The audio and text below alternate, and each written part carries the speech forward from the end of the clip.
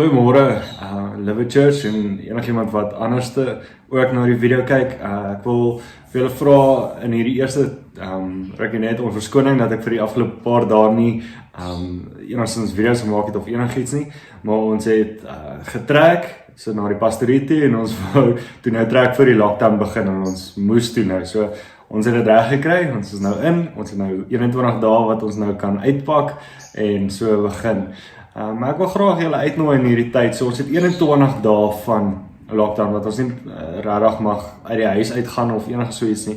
En ek dink dit is nogal cool dat ons in hierdie tyd ook dan nou deur die evangelie van Johannes lees. Johannes het 21 hoofstukke. So as jy elke dag 'n hoofstuk lees, die einde van Johannes die evangelie is die einde van die lockdown ook. Of jy kan dit anders sien, die einde van die lockdown het jy deur die hele evangelie van Johannes gelees.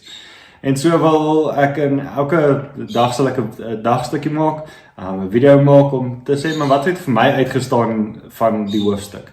En so wil ek julle uitnooi om ook te comment en goed op Facebook, YouTube, oralste waar julle kan, oor wat het vir jou uitgestaan in die hoofstuk. So Johannes die evangelie gaan oor dat hy wil wys dat Jesus regtig is wie hy gesê het hy is. So hy wil wys dat Jesus regtig God is.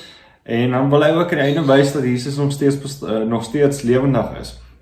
En so die eerste hoofstuk praat oor die woord. Heel aan die begin het die woord reeds bestaan. En hy verwys na Genesis toe. In die begin het God alles geskep. En selfs Johannes wil sê, maar in daai begin was die woord reeds daar. Die woord was by God en die woord was self God. Hy was reeds in die begin by God. En alles het deur hom ontstaan. En so wil hy eintlik sê, maar Jesus was daar in die begin. Later vertel hy, maar die woord het vlees geword en dit weet ons is Jesus. Maar die een ding wat vir my nogal uitstaan is dat dit dadelik oorspring na Johannes die Doper toe en dat hy sê, maar my doel is om 'n getuie te wees. Ek dink in 'n krisistyd soos wat ons nou beleef, is getuienis baie belangrik en so is dit baie maklik om te sien. Ek sien op Facebook so om te sê, maar jy sal die etiek van 'n maatskappy juis nou in hierdie tyd sien hoe hy sy werkers hanteer. Betaal hy die mense, betaal hy hulle nou nie. En dis klomp goedjies waaroor ons worry en so. Maar juis in 'n krisistyd word ons wie ons werklik is, kom tot toestand.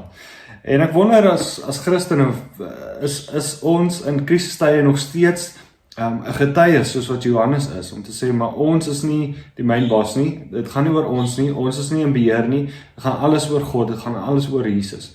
En so wil ek uitnooi in hierdie tyd, om juis te gaan dink oor jou getuienis wat jy is in hierdie 21 dae, wat post jy op Facebook, wat sê jy vir ander mense, wat se getuienis, wat se woorde spreek jy in hierdie tyd?